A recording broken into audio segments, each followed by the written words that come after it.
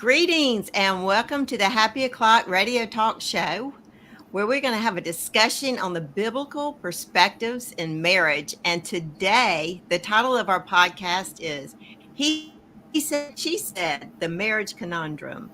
Did I say conundrum? That's the way to say that. And we will be right back with more on this. Ladies and gentlemen, welcome to a place where joy knows no bounds, where inspiration reigns supreme, and where the clock strikes happiness every time it chimes. Get ready to embark on a journey of spiritual enlightenment and divine motivation with none other than your radiant host, the beacon of positivity, the one and only Happy Patti. This is Happy O'Clock, the radio show and podcast that's not just a broadcast, but a celebration of life, love, and the miraculous. Patti Sutton, affectionately known as Happy Patti, is your guide on this uplifting expedition, diving deep into the realms of healing. Testimonies that defy the ordinary and the unshakable power found within the pages of the Holy Scriptures. This is not just a show, it's an oasis of encouragement, where we believe that in every circumstance, there's an opportunity for transformation. Tune in, not just with your ears, but with your heart wide open, as we explore the supernatural encounters in Christ that spark hope, ignite faith, and leave you breathless with the wonders of the divine. Welcome to a world where the clock always strikes Happy O'Clock.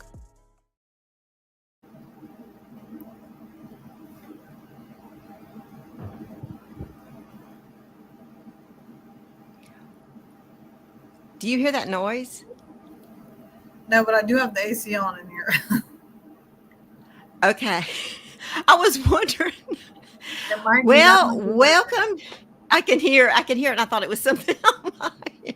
But welcome to the Happy O'Clock Talk Show. My name is Patti Sutton. I'm also known as Happy, and I'm your host, coming to you from Valdosta, Georgia. I'm a master mentor with the Zane K. Couture International Institute of Numerology, a prison minister, and an office administrator. And our special guest is Hannah Johnson from North Georgia. She's a marriage and relationship master coach, business owner, and homesteader. So here we are. I'm like, where do I look? How you doing, Hannah? Good, doing great. I'm excited about today. It's going to be fun. Good. I'm really excited about it too, because it's like we were talking about the different things in marriage that people struggle with. And, you know, it's a common thing to say communication, but you shed a light on a perspective that I'd never really even considered. So he said, she said, like, how do we listen? How do we hear? I thought, well, that's such an interesting topic. And so I'm looking forward to what you're going to share with us, Hannah. Yeah. So, you want me to just go ahead and get started, or whatever you want to do? If you want to tell, you might, some people may not have been on the first one we did. So maybe if you want to tell a little bit about your background so people understand where you're coming from. Okay. Well, my name's Hannah Johnson, and I am a master mentor of relationships with Zane. I have a really hard time saying the whole thing. You say it. Zane K. Couture. Zane K. Couture International Institute of Numerology in the Anointed Life division. Even though I've been in the organization for 3 years plus, I still sometimes can't say that. Yeah. Under pressure. Okay, so I've been a life coach, a marriage and relationship life coach for 15 years or so. And a few years ago, I started studying under Zane and the organization, and it had actually just changed my life and really helped me to refine a lot of things that I had already learned, but then also learned a lot of new things that added to what I already knew and really transformed my marriage, and has helped me in ways with people, because nowadays, I mean, I don't know if everyone feels this way, but in the world that we live in, with all the different types of teachings and lack of teaching, you could say, for marriage, to prepare you for marriage. Marriage is one of the hardest things people will ever experience, right? Trying to be successful, not just being married, but being happily married. Right. So we can all stay married. A lot of people could stay married for 20, 30 years, but then you see a lot of people that are unhappy or that are just suffering through. And that was never my goal. I was like, if I'm going to stay married, then I'm going to stay married, and I'm going to have romance and intimacy and closeness and fun and all those things. Now, there's stages of growth in that, but that was my goal, right? So that's what I like to teach people. I don't feel like you should settle for mediocre in anything in life, right? Right. I don't believe that that's the way God designed us. He wants us to be successful at everything we do and prosper and have abundance and have dominion in everything we do, right? Including our marriage. So Absolutely. Speaking of that, you know, I met a lady last week who just got a divorce about a year ago. She had been married 45 years. wow. But she said she finally got up the nerve to leave because he treated her so poorly. He treated her Wow. badly, and she was miserable. But 45 years. Wow. So I don't know if having this kind of information would have helped her marriage or not, but I don't see how it could do nothing but benefit to have more understanding of how Yeah, you can see things.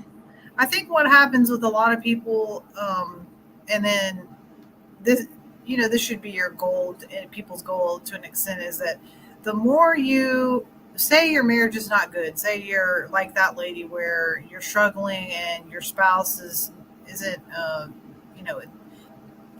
you have whatever complaints about your spouse. Okay.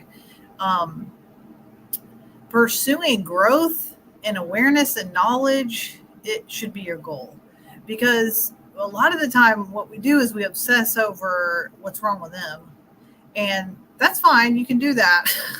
There's not a lot of change that comes with that, right? So what I'm not saying, what does it benefit? Right. What I'm not saying is, oh, you need to just forget everything wrong with them, because that's pretty much impossible if you live with someone, right? But what I would say is to figure out what it is that God wants for you to learn personally. And that doesn't mean necessarily, oh, how am I going to be a better wife or husband? But who am I? Why do I do what I do? Why do I need what I need? And like, why is my spouse a problem to me?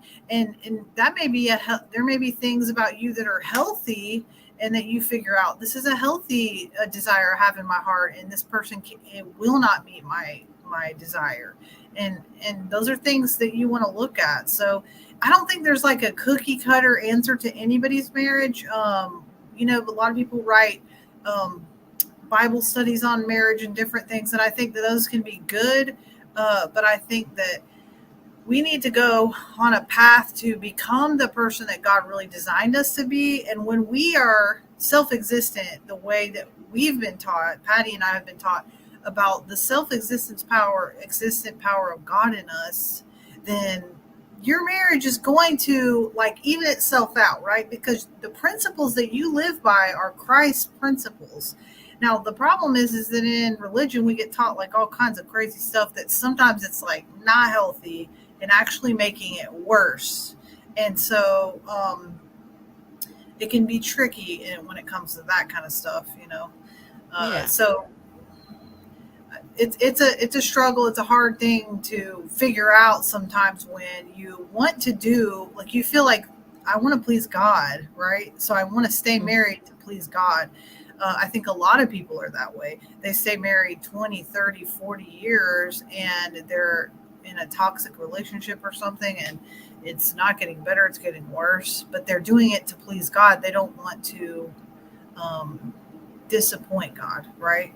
But I think that for me, I would say the exploration of finding out how to live your life the way that God designed you to live it. And we definitely teach that in this organization, and it makes a 9-day difference in not just your marriage, but in every area of your life, because it will apply to every area, because it's you changing you, right, into who God made you to be. So what we're going to talk about today is about the way that men and women communicate and the way that men and women listen to each other. Okay. Which that's something totally new for me. Yeah. Most people, right? Because it's like, you're a person, I'm a person. We all listen the same. We all, talk the same, communicate the same. But the problem is, once you get married, most people, they start to realize, I don't even know what he's talking about. Like because what will happen is your husband will be telling you something, or your wife will be telling you something, and you communicate back and they don't understand what you're trying to say. So our intention of what we're trying to say and then what they actually hear are two completely different things most of the time. And so it feels like we're speaking two languages. And it's very frustrating. I know for me, even I've been married 21 years, almost 22.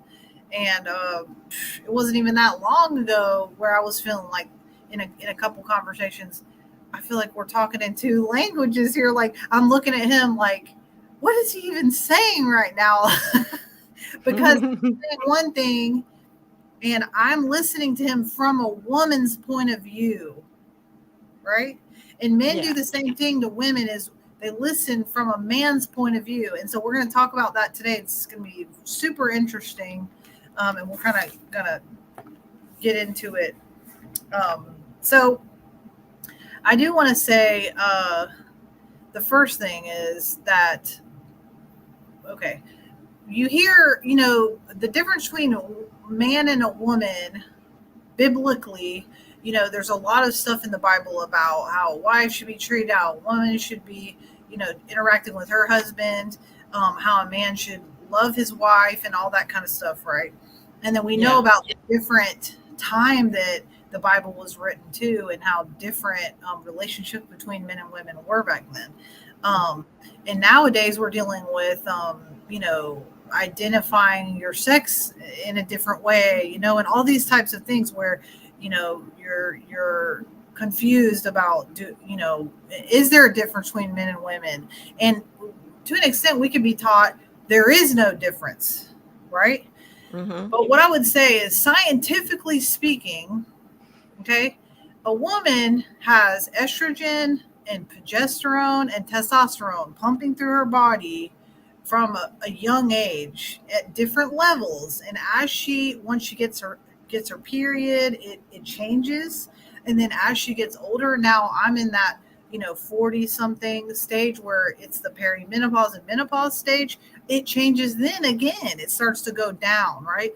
And so for women, we are always dealing with something different. We're never the same from day to day. We're kind of always like, and it may be like, oh, for a week or two you feel pretty good, you're doing great. Well, then all of a sudden the next week you're like, I don't really feel good. I don't feel good right now. I just feel so negative or whatever, right? But it's because we have hormonal cycles. Yes. Mm-hmm. So we have the 30-day cycle, and then, what I sent you a video about that, Patty. We have the circadian rhythm cycle, which is the 24-hour, like men.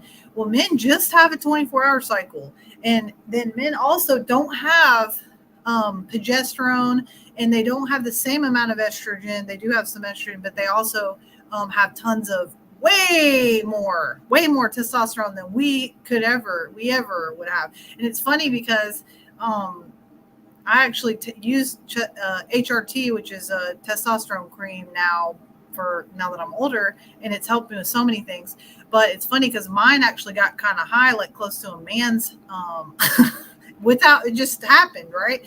Yeah. And I was like telling my husband, I'm like, I feel like a man. I just feel like I need to go chop wood.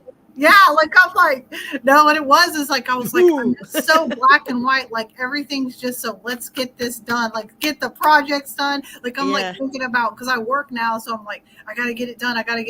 Everything's on like a time schedule. And even emotionally, I didn't feel the same, where I was like, attached to things or like getting emotional about stuff. Like I'm like, man, something's going on with me. And then I found out that my testosterone was higher. So it's actually been interesting because I've got like a different perspective of what it must be like for men while they're working and coming home. And that's a whole nother call. Okay. But, Yeah. So there is, in other words, what I'm saying is there is a difference between men and women. Now, what I believe, according to the Bible, is that we all have the Spirit of God in us, right? And so, really, you wouldn't say that our spirit has a sex. It doesn't really have sex. The spirit is a spirit. There's no gender in the spirit. Right. Yeah. And so, now the body you get, the temple you have, has certain amount of hormones and genitalia and all that stuff to make it what sex it is. Okay. So what you're dealing with is, what your body does and what your mind, how your mind works based on your hormones. And then also, we have cultural teachings, right? Mm-hmm. Like, they talk about it a lot now. Like, men, you shouldn't, you don't cry, and you teach your boys don't cry. I know I have, boys and they cry. They cry for different reasons than girls do, though. I will say that. So my point is, though, is just that there is a difference, right? There is actually a pretty massive difference between a man and a woman. All right. And so what we're going to get into right now is talking about the way first that men listen and the way that women listen. Okay. So when a woman is listening to a man, and a lot of women don't really like this because they'll be like, what? I don't know about that. When a woman is listening, when a woman is listening to anyone, okay, how we listen is what they're saying about me. Okay? That's kind of in general, isn't it? No. You think that's more women?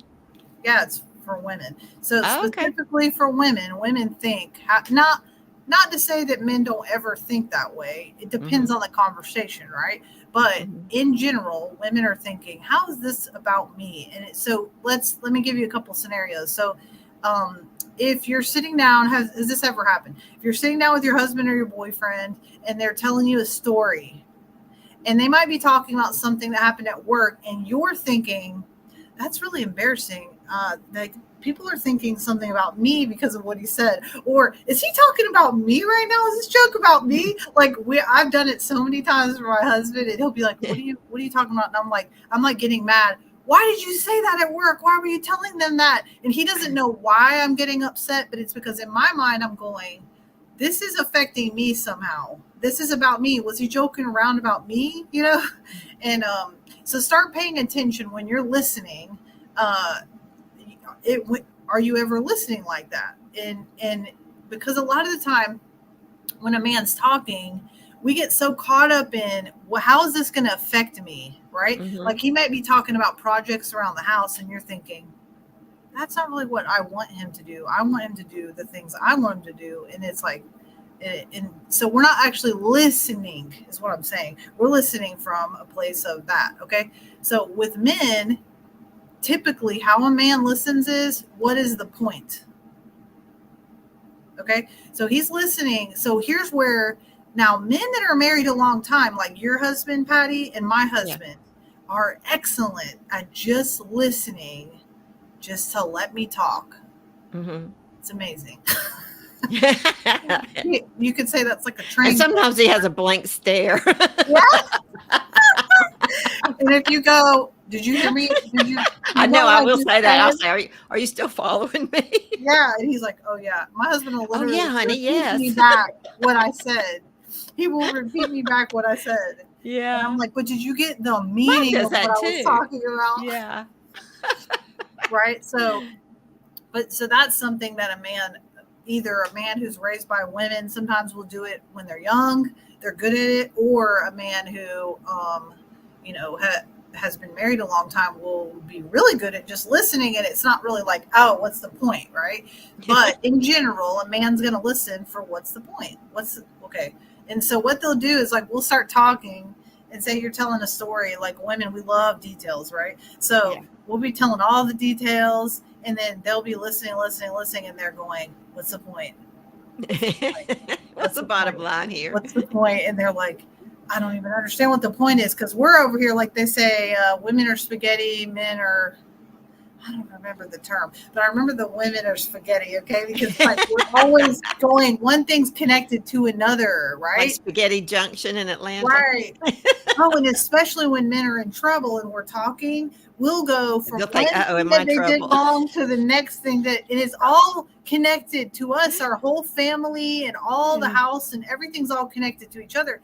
But to them, it's different areas. Like the house is one area, the kids are another area. We don't connect the boxes, right? Okay. So that's kind of the basis of how they listen. Now we're going to talk more about how to get good information out of men. Okay. Yeah. So, because a lot of the time women, now this isn't with every man. There's plenty of men. There's men out there that like to talk and like to share. And if they trust you as their wife, they're going to share everything. They might overshare, right? Yeah. But then we're not talking about, we're not talking about those guys. We're talking about more, well, it could be those guys. We're talking about more the guys that don't share. If you're married and your marriage is kind of like, this guy never tells me anything, everything he keeps from me, or he never shares with any, he never talks to me anymore. This is for that situation. Or like if he's busy all the time and he just really doesn't take the time to like share, or if he doesn't like to go deep. Okay. So like he just doesn't naturally go deep in conversation. So what I'm going to teach you guys today is perfect for this kind of man. Okay. All right. So there's two things that prevent us from getting quality information out of men. All right. So how we listen to them. Hold on. Yeah. So how we listen to them prevents them from giving us the information that we want. So we might want to know how they feel or what they really think about stuff. But if we're not listening in the way they need us to listen to them, they're not going to share those things. Okay, so we're going to get into that one in just a minute. The second thing is we assume they're motivated by the same things that motivate us. All right. So what I mean by that is with men, they have a masculine relationship to information. All right. So their number one is their protector or a warrior. Okay. You could say is another way of describing it. All right. So when it comes to their personal information, they're going to conceal that information until they feel that you're safe. And then they'll reveal it. Okay. So if you're not a safe person to them or they don't trust you, then they're not going to reveal certain information. Women, we're the opposite, okay? Most women. Now, there's women who have trust issues based on their past that may not, they're more like a man, maybe in that way, okay? But in general, average woman, you go out in public, we don't even know you. We don't even know you, okay? And we're telling you our life story. But part of the reason we do that is because when we share to feel safe, in order to feel safe. Okay. But men actually don't share information until they feel safe. Okay. So like say you're waiting in line at the Kroger and you're feeling super uncomfortable because you don't know anyone. You're standing in line and this person's standing behind you and you're like, I really just want to feel like connected right now, or I should say something to them. So then because it's what makes us feel safe, right? So you might say, I really like your shoes. They're so cute. And instantly there's a connection and you feel safe, right? They start to say, oh yeah, I really like your shirt or whatever. And so when we have things in common, we just feel a connection. We feel safe. And that's our motivation, right? When we're communicating. Now, in some women, we just love to tell everything, right? And it's what makes us feel connected with people and all that. Now, men in general, they are not going to tell information about themselves unless they feel like you're a trusted, you could say, ally. Okay? Because if you're in a war, which men in general function in their life like life, in a sense, there's a battle going on. Okay. And Okay, I see that. they're a soldier in the battle. And Mm-hmm. if you're a soldier in the battle, or say you're the sergeant or the head of the battle, because Yes. your home is your battleground where you're protecting It's it. your Okay. turf. Yeah. Yes, you're protecting it. So if you come in contact with someone, say it's another man, you're not going to share with that man your plans or anything personal about yourself or your home life unless they are safe. Okay? Because it's like giving the enemy the plans for the battle Okay, gotcha. before it That makes happens. sense. That makes It's sense. like, why would you do that? That doesn't even make sense. And so that difference between men and women, what I just described, Mm-hmm. that causes conflict all the time. Because women, say you're at a party, okay, and you're standing with your husband, or you're with your wife, and then, like, say, we'll talk from a female's point of view. Oh, hey, I'm on a call right now. Hold on one second. I'm sorry. Okay. Hey, I'm on a call right now. I'm sorry. So we're hearing from Hannah Johnson. She's a marriage and relationship coach, and I have her name going across the ticker at the bottom of the screen. And so if you want to look her up, you can look up her name on Facebook and find her that way. So, and now she's back. So go ahead. Sorry. I have my That's office okay. door right here with the window so everyone can see me if they come up to it. Okay, what was I saying? Oh, so you're at a party and you're Yeah. with your husband, okay, or your boyfriend, and basically, I'll just tell you a story. So say I'm at a party with my husband, and then there's another couple right there. Yeah. Now the man that's with his wife starts sharing about something like hunting. Okay, my husband's a hunter. He starts sharing about something about hunting. Okay, and then my Yes. husband's standing there and he ain't saying nothing. He's not Really? saying a word. He's just standing there. Now, this is based on the circumstance. It's not across the board every time your husband's going to do this. It all depends on the man he's talking to. Okay. How So, if he feels like he can trust him? yep. Okay. And men have a natural instinct about who's safe and who's not when it comes to men. Okay. They understand the kind of man that they trust, the kind of man that they don't trust. Okay. Interesting. So, yeah, they'll be standing there with a man, and then I'm sitting there going, he's talking about hunting. Why are you talking about hunting too? Like, you guys have something in common. This is great. Yeah. You guys should be sharing. Y'all should be best friends.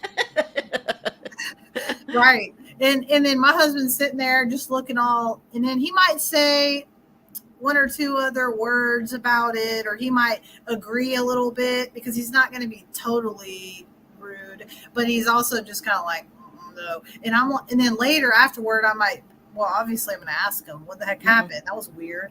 And see, it's hard to see which way my hair goes. So then I would ask him, hey, what was that about? Like, why didn't you share with him? He's like, I don't know that guy. Mm-hmm. I don't know him. I don't know him from Adam. I'm not going to tell him. And they don't tell like with hunting and fishing, it's like, don't tell any of your honey holes. Don't tell any of your secrets. They might come encroach upon your space, your territory. Right. Because this is the way they're thinking all the time, is like, what's that person going to try, that man specifically? I kind of like the man's mindset, that protective mindset, because my husband's like that. And I feel safe when I'm with him because I know he's looking out to make sure everything's okay. Yes, he's paying attention, and you can relax because he's paying exactly attention. Right. Right. And so you get to be your feminine self and just enjoy the party or wherever you are. Right. Yes. Yeah. But the thing is that it does cause a lot of fights and arguments, because what it comes across as sometimes as rude. It comes across like sometimes a woman's like, I know with me and oh Lord, we used to argue about this a lot, but we'd have a get together and he would be kind of like that with people at my house, and it may even be somebody like we knew, whatever, but it was just like, I'm not trying to talk to this person about my personal stuff, and it would just be like simple things, right? But that and so it looks like it's antisocial, but to an extent it is antisocial a little bit, but it's because women are more social usually than men, and there are social men, okay? So I'm not talking about them specifically. This is like on a general basis. Yeah, this is general for the women Mhm. who are having issues with this. Okay. Mhm. So if we're talking about how do you get information that you want to get to know your man more, to know what he's really thinking and feeling, it's by being his ally. Okay. Now, what is it that makes a man trust you more? I mean, if Good we think question. about that, do Yeah. the things, one of the things here is I can say for sure is a big one, is that when your husband or your boyfriend shares something vulnerable or personal with you and you insult it or you take it and use it against him later, then Mm. he's collecting that information in his mind. He's going, I can't trust her to tell her the truth about how I Mhm. really feel. Because if I tell her how I really feel, she's going to use it against me later. And he might even say that, even if you don't do it, he might say, you're going to use this against me later. Like when he's getting to know you, right? Yeah. It's Yeah. because that's what the way men interact is. I'm not going to tell him because he can use this against me later.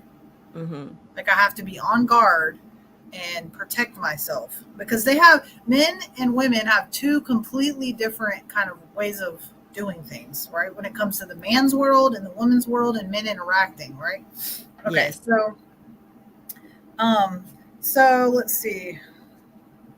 Men are biologically like made to protect women and children Mhm. because they say we're the weaker sex, but it's because physically we are physically not as strong We as are men most of weaker, the time. not mentally, but No, physically. and even Yeah. our spirit is equal to men. Mhm. We all have what we were talking about, the same Right. spirit. We all have the spirit Yeah. of God in us. And so that's why sometimes that can cause another conflict, is like, I'm a woman, so we have this certain kind of role, but really my spirit is very strong. My spirit is wanting to go out and do all kinds of amazing things. Yeah. So getting outside of that cultural standard or that role, it can be a challenge. That's another conversation to have, right? Okay. So the amount of let me see here. I have some notes. I want to make sure I don't miss anything. So really, like when it comes to him trusting you, is you want to realize that this person, if he's not sharing personal information with you, it's because one thing that it could be is that when you have conversations, you shoot down his ideas or you say that's dumb or why would you even do that, and you just like you talk about his his thoughts, his feelings, his opinions in that way. And Mhm. so anybody who's listened to like that's probably not going to share, right? So if Right. you're an ally though and you're someone he can trust, then he's going to come home and he's going to share with you. It's not like, oh, you can't disagree. It's not about disagreeing, it's more about disrespect or Yeah, insults or a respect something. level, I could see Yes. that. If you put him down, then why would he wanna share with you if all you can do is criticize? And you know what I've learned to do over the years with my husband is when I was younger, my husband told me something and I'm listening and I'm going, how's this going to affect me? Right. Mhm, I'm yeah. going, I don't like that he's about to do this. Like, I don't want him to do this, or I think that's a bad idea. Why did he say that to them? Like, that was so rude. Like, I'm thinking all this stuff, right? What I learned as I got older and more mature in my relationship is that I should not say anything at that moment. Mhm. Is that I want to treat him with equity and listen to him the way I'd want to be listened to. Now that's Right? biblical love right there. Absolutely.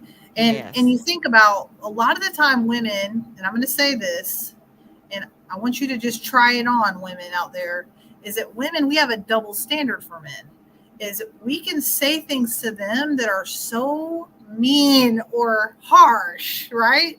But if they said something half the harshness to us, we would just be completely devastated. Yeah. But we will be like, I mean, I've seen so many women do it. Just say things to their man like, "That was so dumb. Why did you do that?" or whatever. It can look bad, right? It's like it's Yeah. if somebody was at your house listening, they would just be like, "Whoa!"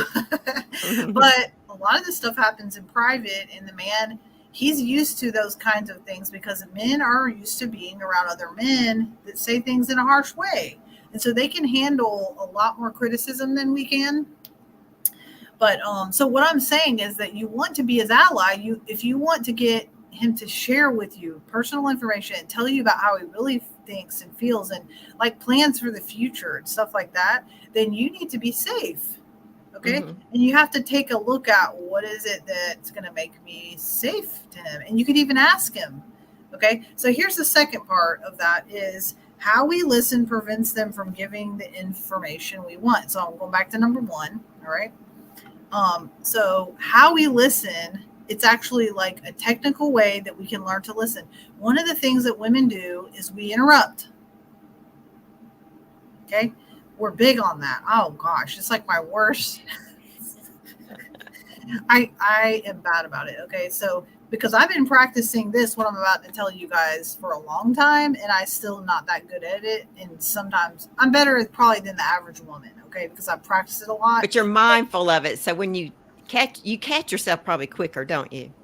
Yeah. Or he'll say something to me like, you're interrupting me right now. Yeah. Cause he knows. Yeah. He knows these lessons, right? We've been through this a lot, right? Yeah. So, Yeah.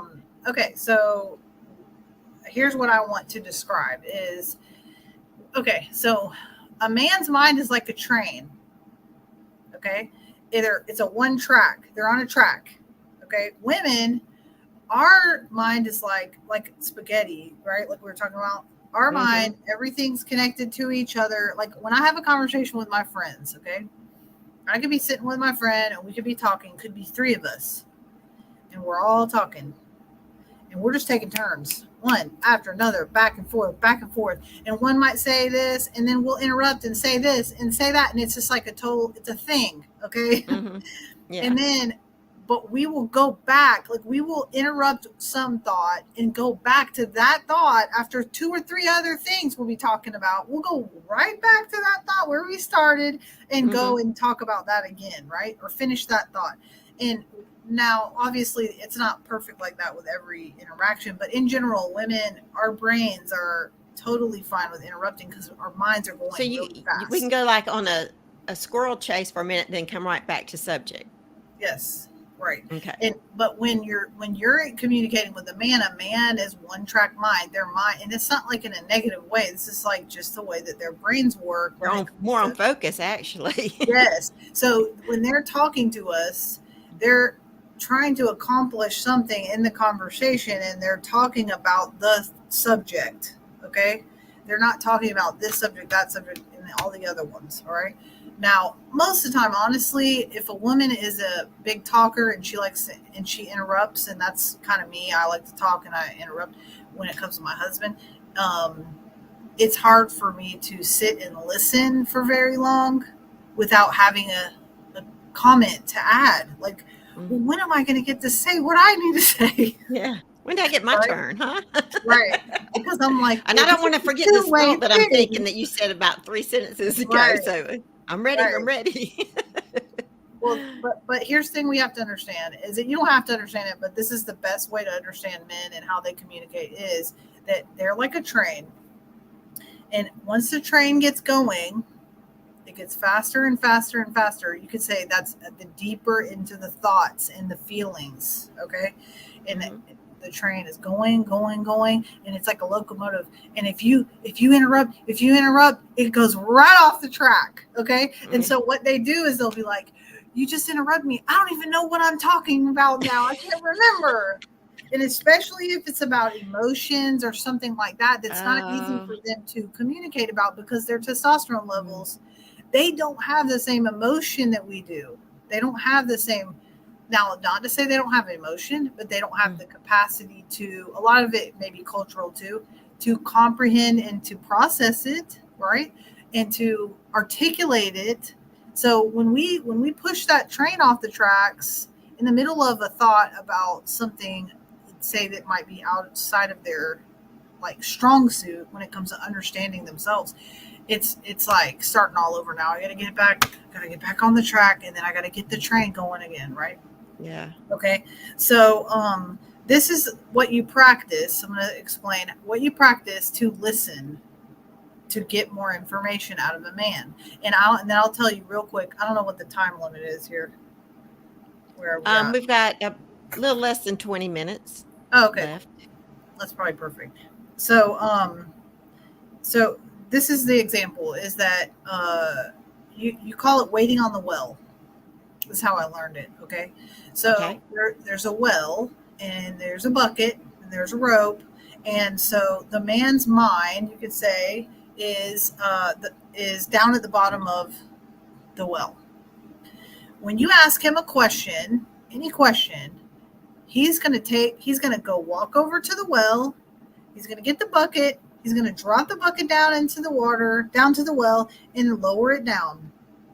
And then he's going to collect the water at the bottom, which is the answer to the question, and bring it up. Okay? Mm-hmm. So here's what we do. We ask the question, what would you like for dinner? Okay. That's a good question. That's a common question. Right. Where do you want to go eat? Right. He walks to the well, and then he drops the bucket down into the well. And then we say, fish or chicken? I have fish and I have chicken. Okay. Then he's like, oh, wait a minute. That's another question. Right. So then he's like, now he's got to raise the bucket back up, and he's got to drop it down in. This is a new question. I got to reel up this bucket.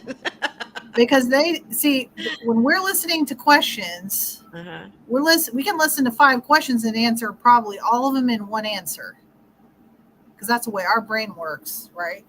Like I could say fish, chicken, and then I could say we go out to eat. It's a dialogue. I'll just be going on and on with options. And then I'll be like, and then as a woman, I'm like, okay, this is what I want. And then I'm like, that's it. Well, every one is the new question. Okay. So he goes back and he puts it back in the well and drops it down, and then gets to the bottom. And then we ask one more question. Well, we could just go out to eat. Do you want to go out to eat?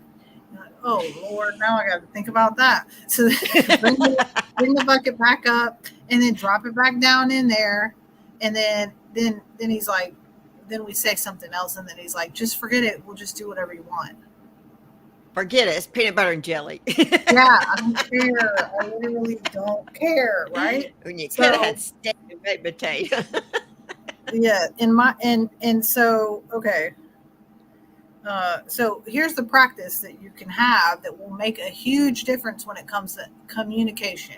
Okay. Okay. Is that when you ask him a question, first of all, put some thought into your question. Now, we're not talking about asking for dinner. What do you want for dinner?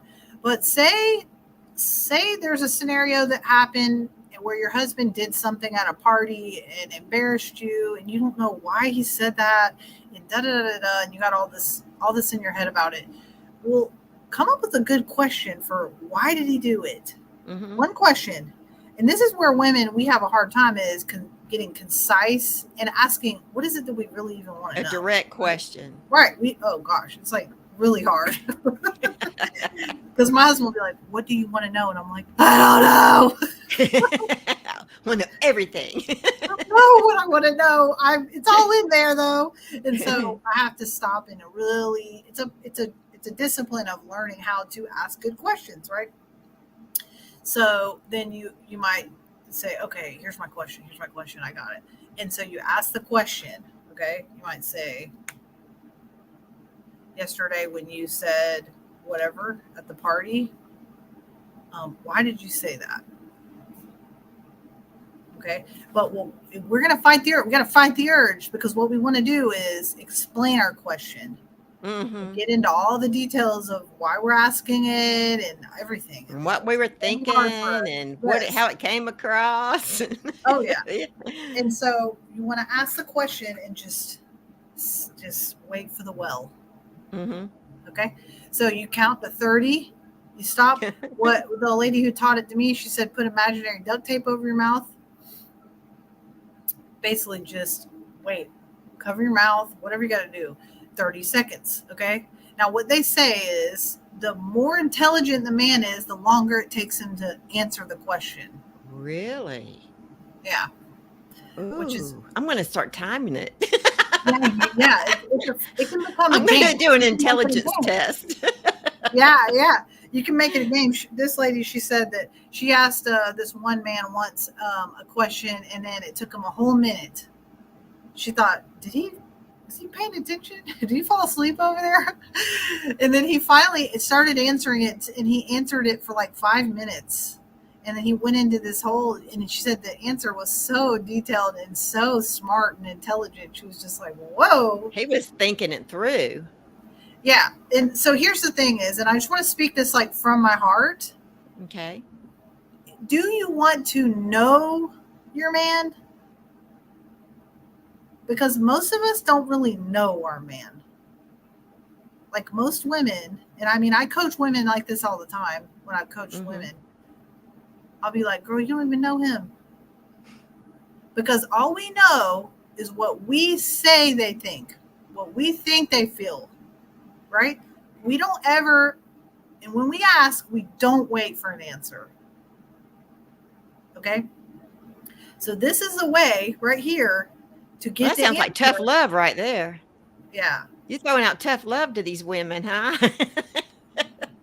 Okay, go ahead. But it's like if your heart desires to know your man, I think what we do is this is what I used to do, okay? Is I would just be like, my husband is selfish. He just is that way. He's just selfish. And like what, fill in the blank, right? He's selfish. He just takes care of himself. And so I wouldn't stop and say, you know what, I'm just going to ask him why he did that. Or I'm going to ask him why he said that. And because I didn't want to know, because I was too scared to know, because I thought I might be right. Or it could be worse. He might tell me something else, and then I'd be like really disappointed, right? So there's a certain amount of vulnerability in good quality questions, okay?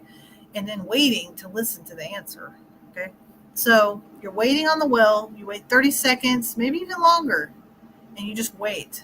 Now, here's the thing is, don't get disappointed if he just says something real simple, because not every question merits a good answer, or he might not even in-depth answer either. It right. might be something very simple and you overthought it.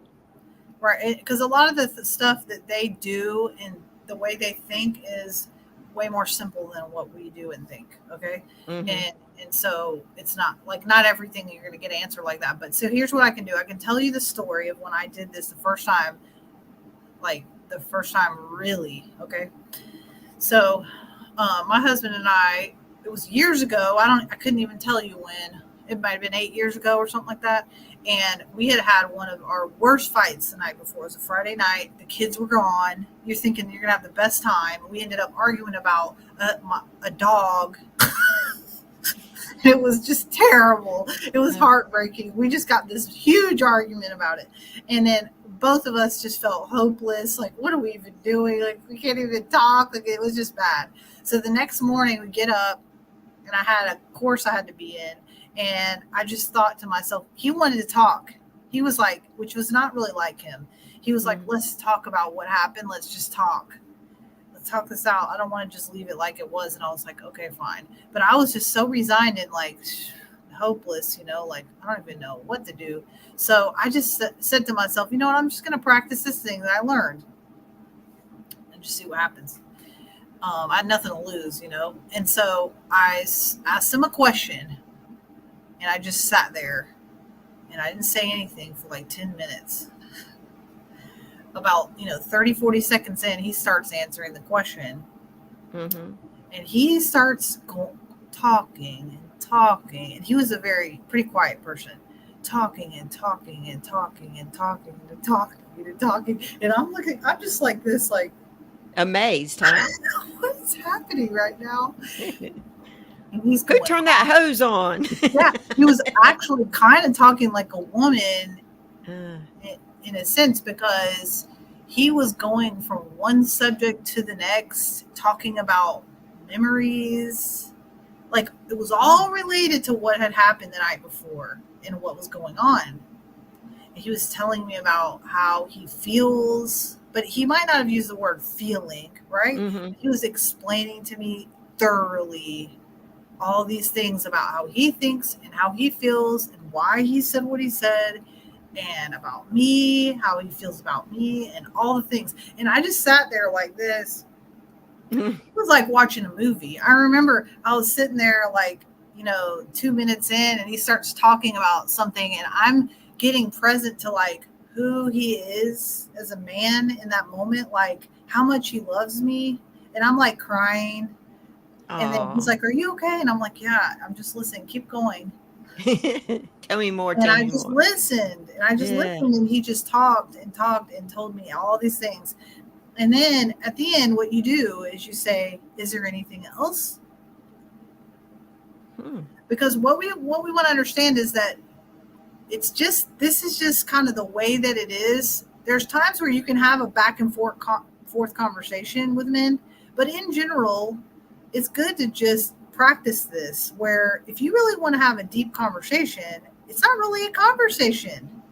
Sometimes it's just you asking a question, maybe two questions, and then just waiting for the answers and getting to know them, getting to know what they really think, what they really feel about stuff. That's And good. I've recently had a couple men tell me, actually, my brother was one of them, was telling me how he was like, the thing is, women don't understand is that men, if we're having just a terrible life, we're just miserable, we're unhappy, we don't even know what to do with ourselves, and we go to a bar and we sit down, no one is going to come up and talk to us. No one's going to ask us how we're doing. And most of the time, your woman's not going to ask you, how are you doing? Are you okay? Or because to an extent, that's a cultural thing. We're taught that men should be the tough ones and never, Yeah. never be weak or show any kind of weakness, right? Mm-hmm. But if you really want to have that intimate relationship, that close relationship that your heart longs for, you could say your spirit longs for, right? Right. Yes. We have to learn how to listen. Okay. So I'll say a couple things about how men can listen to women. When it comes to men are listening for what's the point, right? And until they learn otherwise, like we were talking about earlier. And so men out there, if you're listening and you want to really become a better listener, what you want to ask your woman is this something I should be remembering and really like, or do you just need to vent? And what we call it at my house is we call it unload your basket. Yeah. Because women are going through their day and they're just picking stuff up and putting it in their basket. Right? Like we're gatherers. Yeah. So, Just wanting to get it out, really. Not we wanting just need anything to be unload done it. about it. Right. And when you listen to us, when we're unloading our basket, we feel so much better afterward. But also, it comes across as an act of love. Mm-hmm. Right. And so the main thing is, and so women, if you're wanting your man to listen to that and listen to you that way, how you train him is you don't come into the room and just start talking. You have conversations about this. You say, okay, so when I'm talking, sometimes I just need you to listen and you just sit there and listen to me. Mm-hmm. And make sure you're acting like don't try to fix it. Yeah, no fixing. I don't need you to fix it. I just want you to listen. Yes. And if I ask you for a solution or anything like that, then cool, And that's another thing is when it comes to asking for a solution from a man, or them offering it, mainly if you ask, what do you think I should do? It's good to preface, I may not do it. Right? Because you don't want to be like, what we do is we'll be like, held responsible to do what they say. Yeah, what do you think I should do? And they're like, oh, she's asking me what she thinks I should do. And then what she should do. And then he tells us, and then he's expecting us to do it because it's so wise and such good information. But like I've taught my husband, and he kind of knew this from some of the training he had. What is that? When he would tell me something, he wasn't expecting me to do it. He was just telling me, okay, this is what you should do, or this is what I think you should do. And as a woman who has, like, women who are independent and strong and really self-existent, right? Like Yes. we know God, we know the Spirit of God, we hear God's voice. Then we're Mm-hmm. not going to do what our husband says over what God told us, right? Absolutely. And Yes. so, but we want to know what our husband thinks and what he wants us to Yes. do and what he thinks we should do, because it's just wise. It's wise to do that. Like Mm-hmm. you should be asking the most important person in your life what he thinks and what he feels about your situation, and you can weigh it, right? Like you would ask your best Yes. friend or whatever. Doesn't mean you're going to do it. It just means you're going to ask so you can That's a weigh it good against idea. everything. I wouldn't have thought of that to say. Now, don't take offense if I don't do what you're going to tell me, but I would like your opinion on what you think Yes. would be a good solution for this. I And like this that. is, I'm going to be yes. using that. Yeah, because truthfully is it's our responsibility as human beings, right, that are Mhm. standing as priests, standing as sons of God, okay, to like mull things over with the Holy Spirit and figure it out on our own to Mhm. an extent, because we're the only ones accountable to what we do, That's right? right. So we can't just be like, and that's the thing is, if you just do whatever your husband says, then it's his fault when it doesn't, when it goes Yeah, bad. yeah, you put the burden on him. That's right. And it Yeah, shouldn't be there. no, We weren't told to cast our cares on our spouse.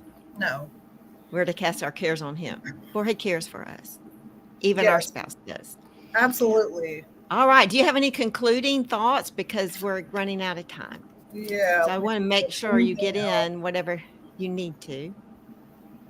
Uh, But while you're looking, I will tell our listeners that Hannah will be back with us again, and we'll look at another aspect of marriage and or relationships that's very insightful. She has so much information to share, and so I'm glad to know that she's willing to do that on Happy O'Clock. It's helping me, so I hope it helps you too. So thank you, Hannah. yes. So I guess I would say, you know, the biggest thing when it comes to marriage and communicating with your spouse and all that is it's a process, and be like generous and patient with yourself and with your spouse if you can, because um, these are things that you want to practice. If you like, if you treat this like a game, like waiting by the well, right, waiting for the Mhm. well, treat it like a game, then you're going to be much more likely to have some really cool results at the end. Now, a lot of the time when people are in a really dire situation in their marriage, nothing is a game. So I understand, and I've been there. I've been there many times actually. So I would I would say that um, my name is at the bottom. If you want to contact me, if you heard anything today that really like struck a chord and that you feel like, wow, I want to learn more about that, you can message me and we can do like a free session of just kind of getting to know each other and see what's going on with you and see if I can help you, and go from there. Because really, you should have somebody that's on your side, right, to help you to like kind of dig through all this stuff. Mhm. There's some people honestly that don't really have as nearly as much going on, that like it's like there's not nearly as much hard work that they have to do as they think. It's just they just Mhm. start kind of, there's just not a lot of teachings that are really effective nowadays, right? So Right. if you want help, you can definitely contact me in that way, and then or watch our shows from now on when we get on. Yeah. We should be Be sure having to do episodes that. too.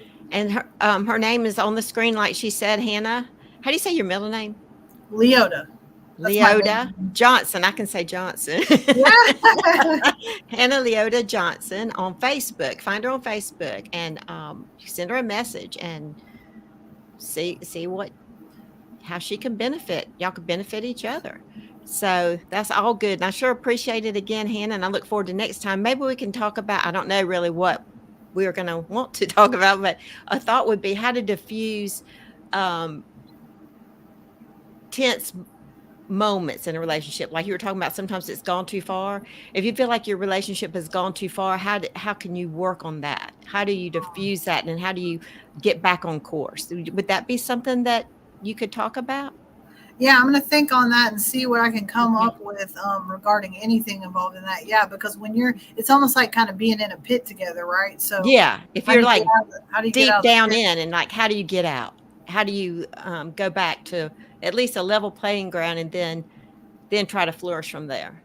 Yeah, and what I would suggest too is anyone who's listening, if anyone's listening, that and this is something that they really are enjoying, write, put in the comments stuff that you want to learn about or what you want to hear about. Yes, yes, we do need to do that. We're just went over the 1 hour, so we better run. But Okay. much love to everyone, love and blessings, and we speak shalom over you and your household. Be Amen. blessed.